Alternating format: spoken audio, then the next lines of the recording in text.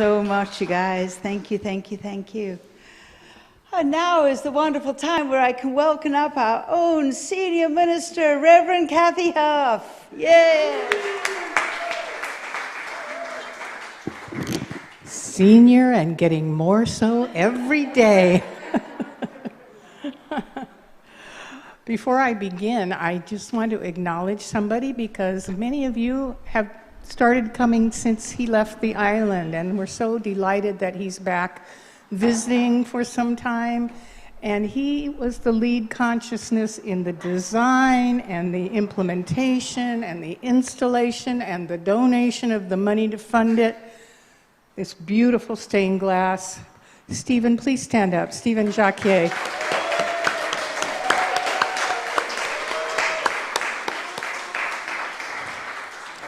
We want him and his partner, Doran, to come back forever, but we're happy to know that they're planning to come back for regular visits. We miss you.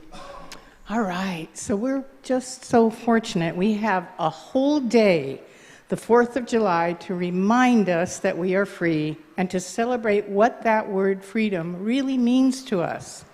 Thank you for the beautiful music, by the way, and the wonderful creative thought. After the past year, we're even more thankful for the freedoms that are being slowly and surely returned to us. The freedom to hug one another.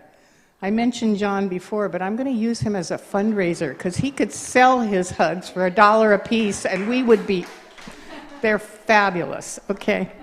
Anyway, so that freedom, the freedom to hug one another, the freedom to gather together in larger groups, and the freedom to take our masks off when we're outside and socially distancing.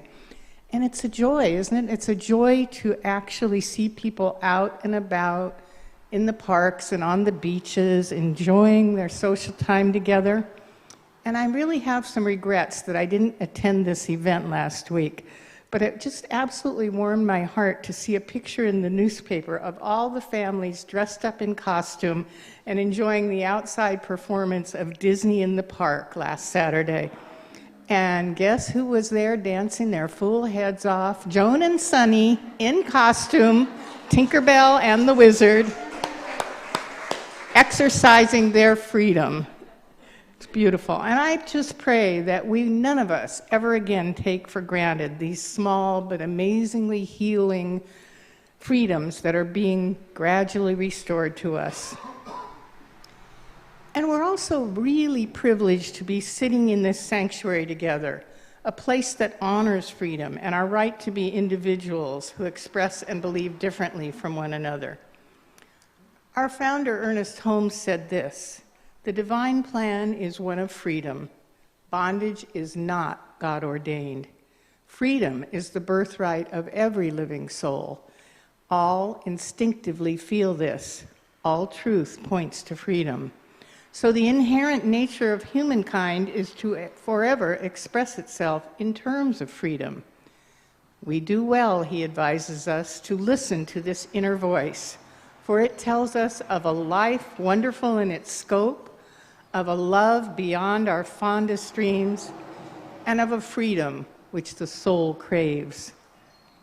The late former president of Czechoslovakia, Václav Havel, was a playwright who was arrested as a dissident intellectual and put in prison 4 times, the last time in 1989. He was released miraculously before the end of his 9-month sentence, following protest campaigns that are now referred to as the Velvet Revolution. And again, miracle upon miracle, shortly after his release, he was elected president of his country. Yeah, kind of a similar story to Nelson Mandela, who spent decades in prison, but the miraculous turnaround that is possible at all times.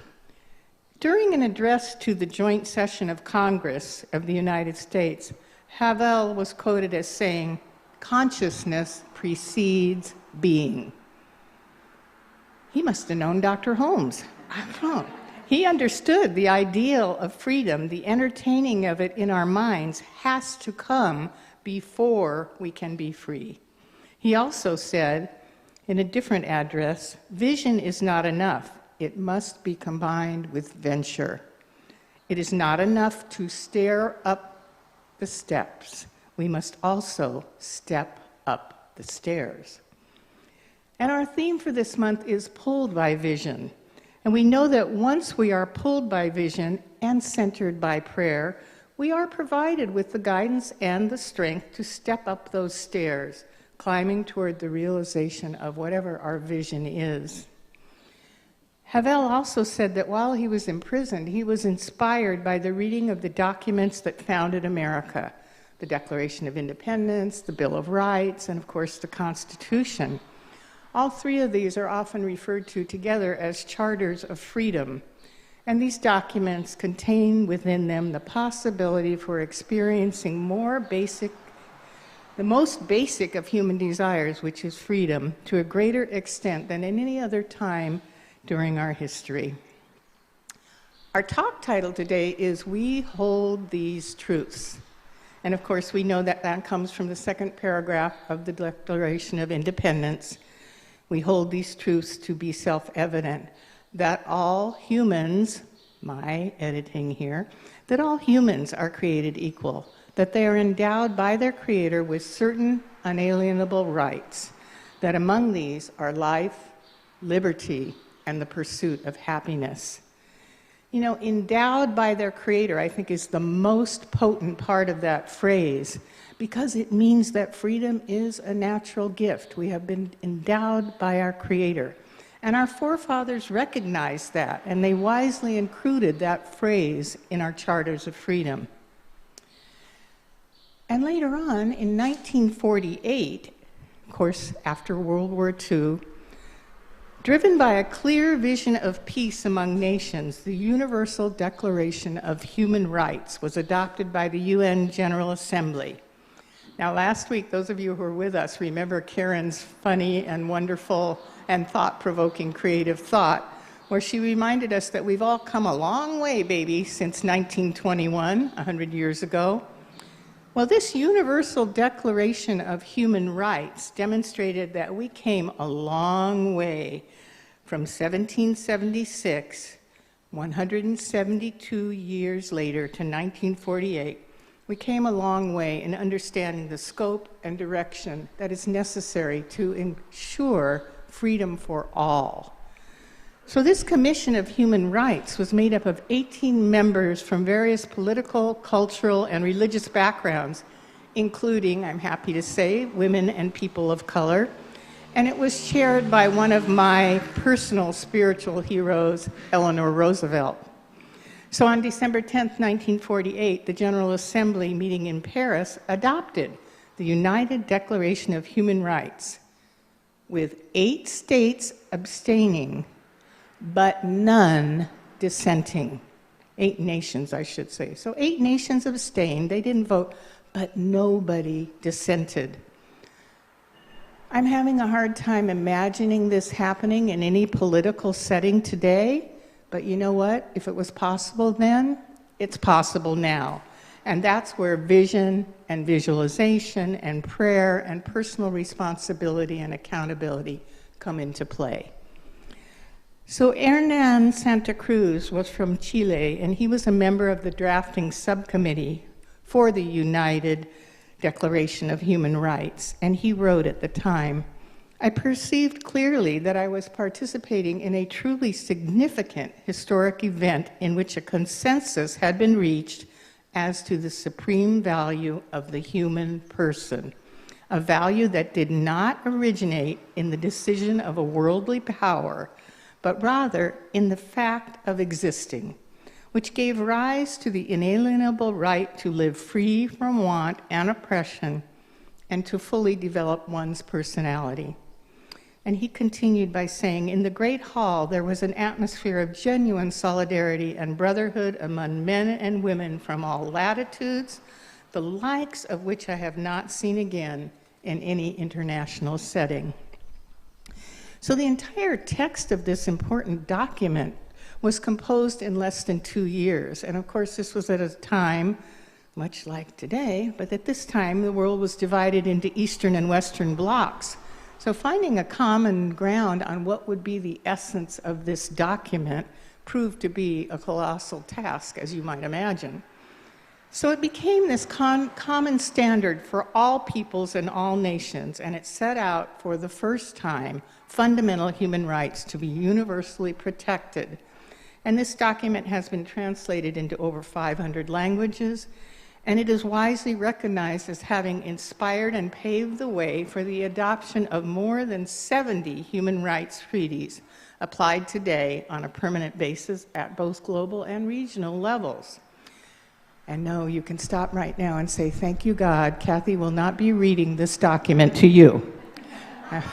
I will not, but I really am going to encourage you to do as I did, to go back and Google it, Universal Declaration of Human Rights, and read it, if only to recognize the magnitude of the achievement of those who drafted it and those who came together in consciousness to pass this resolution. It was a huge evolutionary leap toward freedom for all. And even though it may seem that this powerful resolution has been buried by time and forgotten, no, it still serves as a strong beacon of possibility and vision. We hold these truths to be self-evident. What truths does our science of mind teaching hold to be self-evident? From our CSL Global Vision, we envision a world where personal responsibility joins with social conscience in every area of the political, corporate, academic, and social sectors, providing sustainable structures to further the emerging global consciousness. That's a mouthful. And we envision a world where each and every person has enough food, a home, and a sense of belonging, a world of peace and harmony, enfranchisement and justice. And lastly, we see a world in which each and every person lives in alignment with his or her highest spiritual principle, emphasizing unity with God and connection with each other. A world in which individually and collectively we are called to a higher state of consciousness and action. Now, if you happen to have read any of the writings or listened to any of the talks and radio programs of Dr. Ernest Holmes that were broadcast in the early 50s during the Korean conflict, it's very evident by his words that he encouraged his followers to know the content of the foundational documents and principles of the United States. And as we look at our global centers for spiritual living communities today, I think it's reasonable to infer that Dr. Holmes would encourage people of all nations to know and understand the workings of their respective governments, and to universally use the principles of science of mind to help us identify our roles and responsibilities as spiritual citizens of this planet, contributing to the evolution of freedom by means of our conscious acts of co-creation, acts driven by clarity, courage, and conviction. I think of Nelson Mandela's quote, who said, "For to be free is not merely to cast off one's chains, but to live in a way that respects and enhances freedom for others." I believe, and I know in this room especially, that many of us have evolved to a level of understanding where we recognize and act from the truth that scarcity is a lie. There is enough for everyone. We're now consciously and with all deliberate speed creating intentional organizations and institutions and communities and practices that collectively demonstrate and celebrate that we live in an abundant universe. And as spiritual citizens, we can get excited about the unique foundation established by the framers of the Constitution, the drafters of the Universal Declaration of Human Rights, as well as by visionaries like Václav Havel or Nelson Mandela or Dr. King or any of our ancient wisdom and new thought heroes and sheroes that continue to build upon the foundation of conscious evolution of our nation and our world. So a little story. It seems that after years of searching, a seeker of truth was told by his teacher to locate a certain cave in which he would find a well of wisdom. The teacher told the seeker, "Ask the well what is truth, and the well will reveal it to you." So he got excited, the seeker, and he went out running to find that cave, and he found the cave, and he found the well, and he asked that fundamental question, "O well of wisdom, what is truth?" From the depths, "Go to the village crossroad. There you shall find what you are seeking." That made him full of hope. So the seeker ran to the crossroad, only to find three kind of uninteresting shops. One was selling pieces of metal, one was selling wood, and the third sold wire. Nothing and no one there seemed to have much to do with the revelation of truth. So naturally, the seeker was pretty disappointed, and he returned to the well, and he demanded an explanation. But he was told, "You will understand in due time." Well, that made him even more angry, and he protested, but all he got in return were echoes of his own angry shouts. So he was indignant, and once again, he started on his journey seeking truth. Well, the years passed, as they have that habit of doing. The man grew older and somewhat wiser, and he began to move a little slower, and he began to take more time to see things on a deeper level, to really see them. So one night as he was walking, the sound of sitar music caught his attention. It was beautiful. It was played with great mastery and inspiration, and the seeker was profoundly moved. So he felt drawn to the musician. He looked at the musician's fingers moving over the strings, and he began to really see the instrument itself. And then he knew what the sitar was made of. Guess what? Wires, pieces of metal, and wood, just like those he had seen so many years ago at the crossroads. And eureka! At last he learned the message of the well, and the message was this: we have already been given everything we need. Our task is to assemble and use it. Nothing is as meaningful as long as we perceive only separate fragments. But as soon as we see the fragments as a whole, a new and beautiful entity emerges. When we're able to grasp the unlimited nature of the infinite, we're also able to acknowledge our interconnectedness and see the truth and beauty inherent in our oneness. And in this recognition of oneness lies our social and moral responsibility to honor the infinite presence within each person, even those with whom we radically disagree. And as I say every Sunday, still working on that one. Thank goodness we have eternity to master it. In her book, The Roads to Truth, In Search of New Thought's Roots, author Sherry Evans writes, "Unity is the song of life. It is the grand theme underlying the rich varieties that exist throughout the cosmos. Whatever we see, whatever we experience, is only a manifestation of this eternal oneness." I know that we can all agree that it is important to provide a safe space for the peaceful expression of experience of every citizen of this planet, and to create life-affirming institutions and organizations that do no harm to anyone. So in this teaching, we commit to honor the magnificent diversity of humanity, recognizing that every racial, cultural, gender, ethnic, age, or ability identity brings an energy and an intelligence that is essential to the creative, life-affirming evolution of humanity. We're here to actualize and expand the vision of the founders of the United States and of New Thought, Ancient Wisdom. You may not think so, but by our presence on this planet and in this sanctuary right this minute, we signed up. Through our spiritual practices, especially through the practice of visioning, it may seem like we are being voluntold instead of volunteered. But hey, whether we're enlisted or whether we were drafted, we're the ones we've been waiting for. So I got to stick a little scripture in here. You know, that's a rare event for me. But this comes from Romans 8:30-31, and it is written, "Moreover, whom God did predestinate, them God also called. And whom God called, them God also justified. And whom God justified, them God also glorified. What shall we then say to these things? If God be for us, who can be against us?"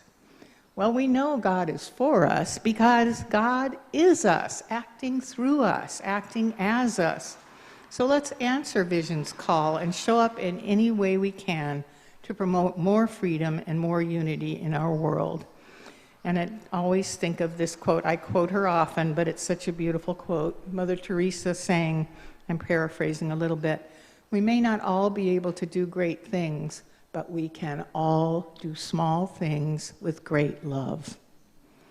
The spiritual and religious celebrations of the United States encourage on Independence Day, they're beautiful opportunities to embrace a vision of freedom and justice and equity and respect and stewardship that ensures that all people are truly created equal, endowed by their Creator with unalienable rights, life, liberty, and the pursuit of happiness. We know that we must evolve consciously as well as organically. We know that we are co-creators.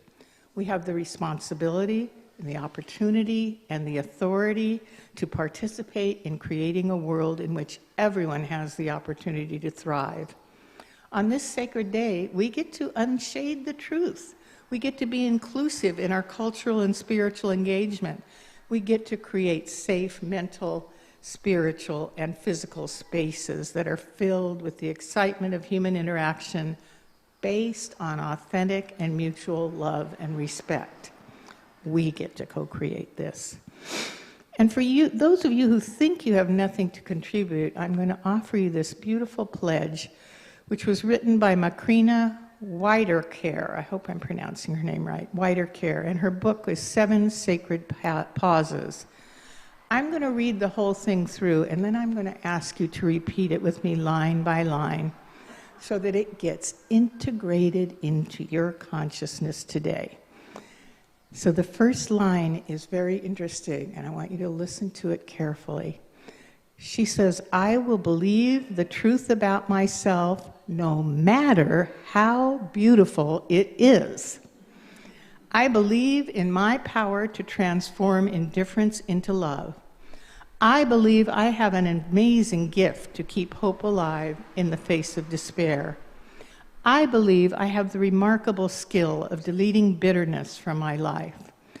I believe in my budding potential to live with a nonviolent heart. I believe in my passion to speak the truth even when it isn't popular. I believe I have the strength of will to be peace in a world of violence. I believe in my miraculous capacity for unconditional love.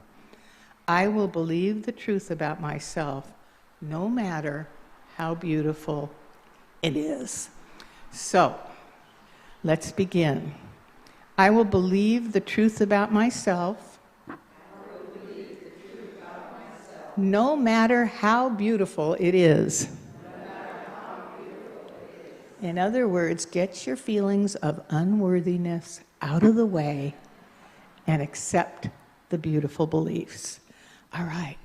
I believe in my power to transform indifference into love.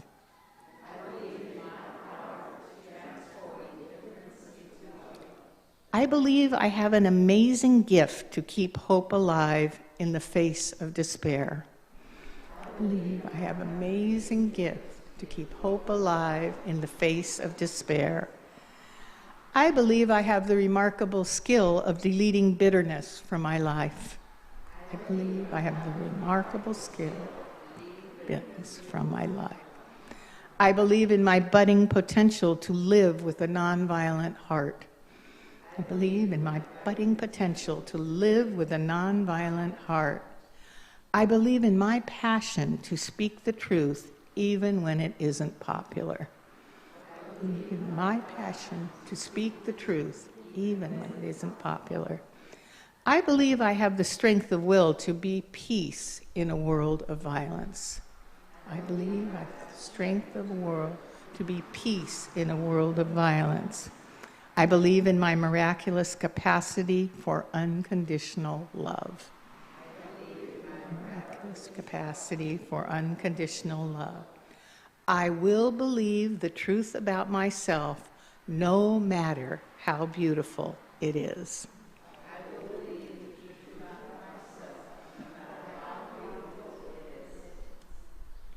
Dr. Holmes reminds us in the Science of Mind text to realize within oneself a divine presence, a perfect person, is to recognize the Christ. No one walks life's road alone. There is ever another who walks with us. This is the inner self, the undying reality. Let us learn to be still and let the truth speak through us. To be still and to know that that inner light shines. The more we're able to recognize the light that shines in us and as us, the more we will be able to see it in others, because it is the same light, the light of God, freely shining. In 1826, the nation was preparing to celebrate the 50th anniversary of the signing of the Declaration of Independence. And two men were dying, one in Massachusetts, the other in Virginia. In Massachusetts, 91-year-old John Adams was battling to live until his last 4th of July. To the south, at Monticello, Thomas Jefferson was waging the same fight. Both succeeded. Jefferson died at noon on July 4th, and Adams followed him at 4 p.m. Adams' last words were, "Independence forever." And I think that's a good thought with which to end this talk. Independence forever. And so it is.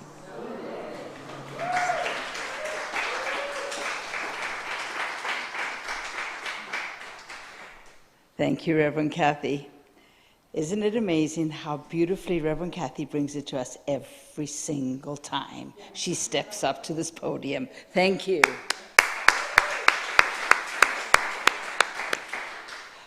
And now is an opportunity that we can step into our conscious giving. I want to begin by saying thank you for everybody and every little piece of time, talent, treasure that gets brought forth by all of you, because without that, without you, we don't have an opportunity to be here, to do the work that we do, and to show up in the greater community as love. So thank you for all of your contributions. And there are many, many ways that we are open to receiving them. On all of your devices, on YouTube, on their website, we have our donation buttons, and our website is hawaiicsl.org. We love receiving checks in the mail, and our address can be seen at our bulletin and on our website. And of course, if you are here in person with us today, we've got a couple of bowls out there that are just waiting with open arms to say, thank you, bring it in, it's all good. So please, place your hand over your heart if you choose, and say these words, if you can repeat after me. Divine love, in and through me, blesses and multiplies all that I have, all that I give, all that I receive, and all that I am. And so it is. Thank you. And